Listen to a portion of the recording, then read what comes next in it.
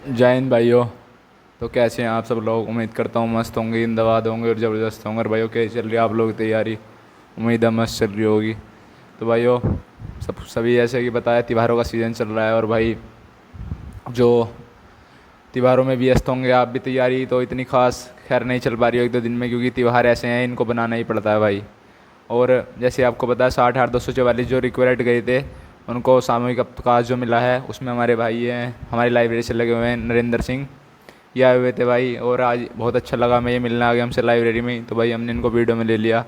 और ये भी कह रहे थे कि हाँ भी चलो वीडियो में बैठेंगे, और आज हम इनसे पूछेंगे कि 60,244 में इनके 230 से भी ऊपर मार्क्स थे, इतना अच्छा मार्क्स इन्होंने कैसे अचीव किया, और बताएंगे अपने नरेंद्र भाई। भाई से मैं पूछूंगा, भाई कहाँ से तैयारी करी थी आपने? जी सर, हमने यूट्यूब से ही तैयारी करी थी ज़्यादातर तो। जैसे यूट्यूब से कौन से प्लेटफॉर्म से पढ़ते थे आप? यूट्यूब से हम जोन सा कोई भी टीचर जो अच्छा लगा था किसी भी प्लेटफॉर्म का, उसी से पढ़ लेते थे। तो कौन शिफ्ट में पेपर था आपका? जी मेरी 25 की सेकंड शिफ्ट में था। भाई देखो, पेपर भी इनका बहुत अच्छी शिफ्ट में था, मतलब हार्ड वाली शिफ्टों में ही पेपर था। और भाई ओवरऑल मार्क्स कितने थे आपके? लगभग 226 के मतलब आसपास। वही 230 प्लस मार्क्स थे इनके। तो भाई ऐसे अब आपको बताया, मतलब आपकी ट्रेनिंग कहाँ चल रही है इस वक्त? ये इस टाइम हमारी ट्रेनिंग पीटीसी सीतापुर। अच्छा। तो भाई जैसे अभी 22,605 पद आ रहे हैं, इसके बारे में आप क्या बताना चाहोगे? इन मतलब जो बच्चे स्टूडेंट वाले। इसके बारे में हम ये बताना चाहेंगे कि बच्चे आराम से तैयारी करते रहें, बस एक दो क्लास हर सब्जेक्ट की देखते रहें, वही काफ़ी है। तो मतलब क्लास क्लास लेना काफ़ी है, प्रैक्टिस मतलब पूरा विवरण बताओ कि प्रैक्टिस करें। आपने शुरुआत में तैयारी कैसे करी थी? आपकी कितने साल की पुरानी तैयारी थी? कैसे थी, कैसे करें जो एक नया बच्चा पढ़ के आपकी बात को मान कर सिलेक्शन ले जाए? पूरा बताओ। नहीं, अगर जो नया बच्चा है तो उसे तो पहले पूरा कोर्स ही कंप्लीट करना पड़ेगा।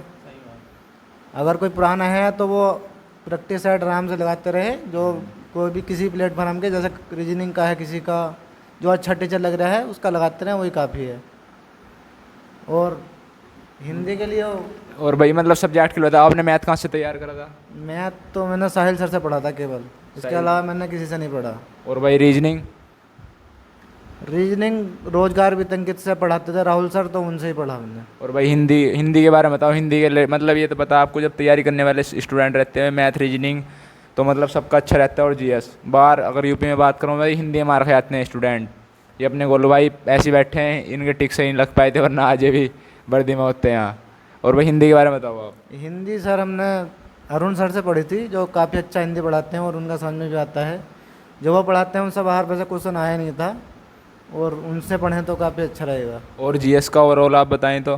जीएस तो अपने अपनी बुक से ही पढ़ी थी, जीएस का कोई ऐसा कोई वो नहीं है, अपनी बुक से पढ़ोगे तो ही कुछ फ़ायदा मिलेगा। और भाई मॉक का, ऐसे मॉक का रहता है अब आजकल भाई, मॉक का बहुत ट्रेंड है कि कहते हैं कि हम भी करवाते हैं मॉक टेस्ट एनालिसिस। और हम ही क्या, बहुत से हैं, हम जैसे तो बहुत हैं, हम तो भाई अपनी स्थिति देखने के लिए करवाते हैं, हम कोई इतने बड़े यूट्यूबर नहीं है भाई। और लाइब्रेरी में ऐसे हमारे भी 20-25 स्टूडेंट रहते हैं, 20-25 में से ये और इनका भाई और एक गाँव के लड़के, मतलब 4-5 लड़के लगे हैं आपके हमारे यहाँ से। और अब 22,605 इसमें देखते हैं क्या होता है। और भाई अब आप ये बताओ, मॉक का क्या हिसाब रहता है, मतलब सिलेक्शन में मॉक की क्या अहमियत है? मॉक का बहुत अच्छा हिसाब रहता है। मॉक का तो ये हिसाब है, पहले अपना पूरा कोर्स जो है कंप्लीट करो पूरा, उसके बाद प्रैक्टिस सेट लगाओ, उसके बाद जब मॉक दो, जिससे तुम्हारा पेपर में अच्छे मार्क्स आएंगे तो तुम्हारा मनोबल भी नहीं घटने का है। तो भाई जैसे पिछले मॉक में आप रोज मॉक कहाँ पे लगाते थे आप? मॉक तो रोजगार वितंकित के ही लगाए हैं। और भाई मैं देखता था इन दोनों को भाई, ये ऑफलाइन ही मॉक इन दोनों ने बहुत लगाए भाई, यहाँ पर बैठ करके ये दोनों साथ ही लगाते थे। तो भाई जैसे किसी बच्चे के ऐसे मॉक में कम मार्क्स आ रहे हैं, उसके मॉक को बढ़ाने के लिए क्या उपाय बताएंगे आप?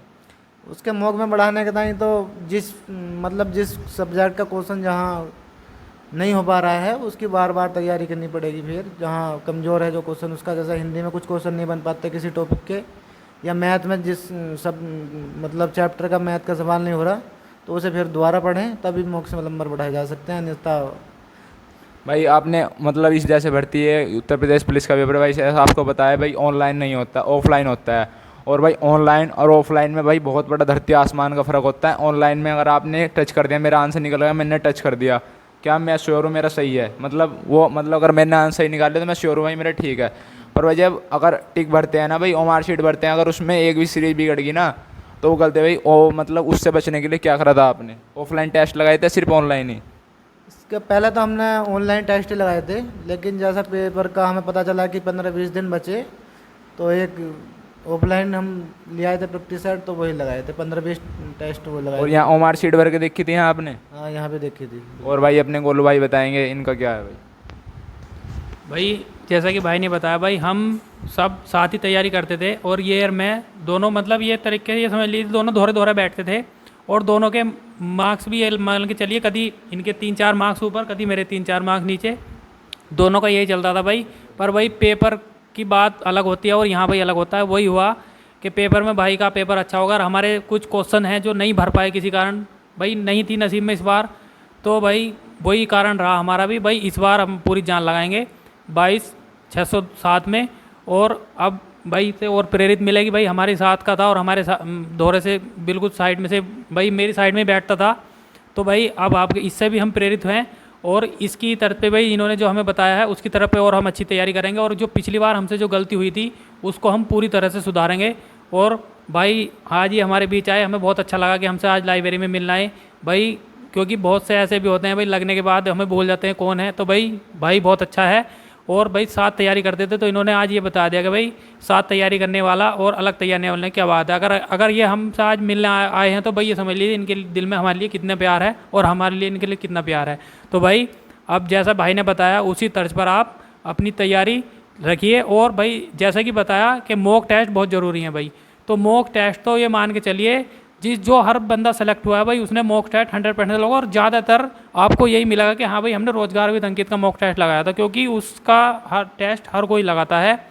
तो भाई और एक बात और बताऊं भाई, मॉक टेस्ट लगाना जरूरी नहीं है, उसका जो एनालिसिस है उसके बाद जो कमी तुम्हारी कहाँ कैसे क्वेश्चन कौन सा क्या गलत हो रहा है, और उसको पकड़ करके तुमने भाई ये हमारा गलत हुआ है, ये हमसे सिली मिस्टेक हुई आज, और ये हम ऐसा कर सकते थे, ये ऐसा हो सकता था, अगर आपने इसको बाद में सही कर लिया तो आप भाई 100% सेलेक्ट हो जाएंगे। और वही जहां आपके मार्क्स 180 185 आ रहे हैं, अगर आप इन कमियों को दूर कर लेते हैं तो ऑटोमेटिक 220 के आसपास आप पहुंच जाएंगे। भाई मैं आपको बता दूं, समय समय की बात होती है भाई, समय अगर साथ देता तो भाई अगर आज हम भी 3 लड़के थे भाई सेलेक्ट ही होते, मतलब बस सही है नसीब में नहीं थी, मतलब नसीब को नहीं कह सकते यार, मेहनत ही होती है देखो, लेकिन मेहनत पूरी थी, मेहनत में कोई कमी नहीं थी भाई। मेरे तो देखो झूठ नहीं बोल रहा मैं, इन मतलब एक मेरा भाई है और ये भाई, इनसे मेरे कम ही रहते थे, ये बाकी ये दोनों भाई और वो बराबर रहते थे। मेरा हो गया था, मैं फाइनल से बाहर हो गया था भाई। अब भाई परले वाले भाई के बारे में बता दें भाई, ओमार सीट अगर आज सही भरी जाती तो पिछली भर्ती में ही भर्ती होते हुए इसकी तो देखनी नहीं पड़ती इन्हें। चलो कोई नहीं, भाई आए, हमें बहुत अच्छा लगा मिलकर, और उम्मीद है आप भी इनसे सीखेंगे और सिलेक्शन की तरफ अग्रसर होंगे। धन्यवाद।